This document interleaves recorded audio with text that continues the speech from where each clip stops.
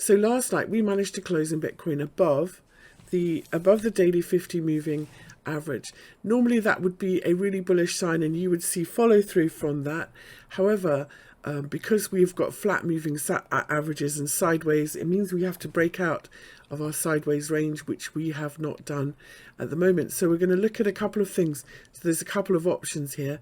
We're either going to have a shallow pullback that finds support and continues higher, or we're going to do one of those deeper pullbacks. And I think because from this high to this low, this is an 886 fib, that we could come back, 50%. But it's key now that 940, 9442, 9445, 9450, depending on your exchange, is the level that we need to beat to get above. There's quite a lot of interest in Bitcoin now.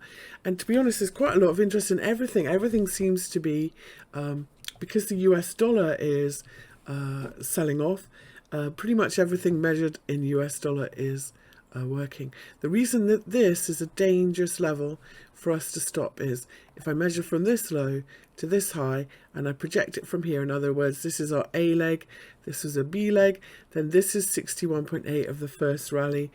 It's never a good place. It says in corrections, it's very common for there to be 3 swings, and the third final swing, so 1, 2, 3, is either 61.8 of the first one or equal to. That's very common in corrections. So that's why it's a little bit of a nervous place here. It's a place where you'll see profit taking. So far, I think we're sitting on and holding on to this 50 moving average. So I'm a little bit optimistic. We haven't seen a dramatic pullback overnight. So let's take a look. Let's start, in fact, on the 4-hour because it's a little bit easier to see where our fibs are. So this is why this is a dangerous level. This is why we'd really like this to continue. Just hide these moving averages for a minute and we'll talk about some fib rules. So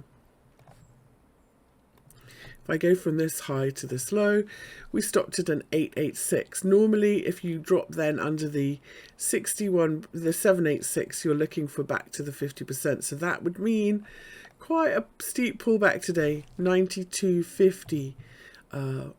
For Bitcoin, if we apply the fibs going that way. If we look at this as maybe an Elliott wave thing we've got going on here, and this was maybe a third wave, then hopefully, this is the third wave, then 38.2 or 50% would normally be all you come back to. So the worst case scenario, we're looking down here. If we don't come back that far, if this is a wave 3, we're going to do a shallow pullback.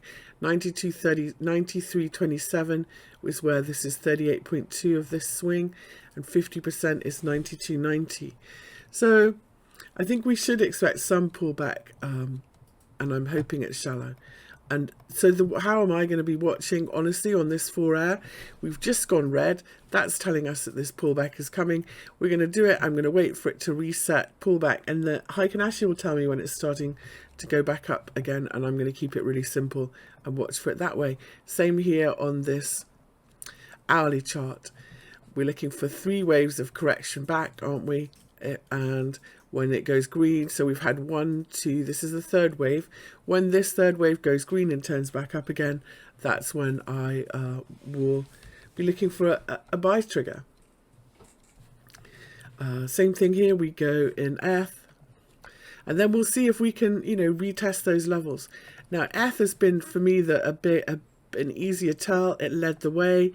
It will hopefully lead the way again today. If we look at daily candlesticks in F, lovely big up day. So you could say normally just simply 50% back of our big Bosu thrust candle would normally be where you would be looking for a pullback to if this was going to continue.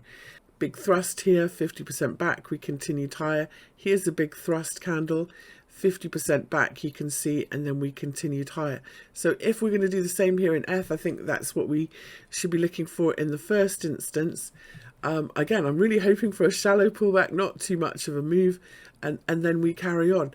If I put my fibs on, we've got the bullish view fibs on here. We're looking for higher to 257, where there we might see a bit more of a pullback.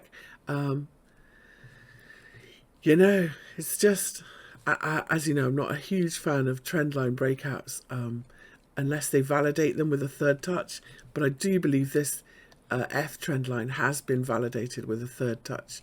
So let's see if we can keep going. If I've done the fibs wrong and we're just looking at this swing, which I don't think we are, then above 246 would be bullish.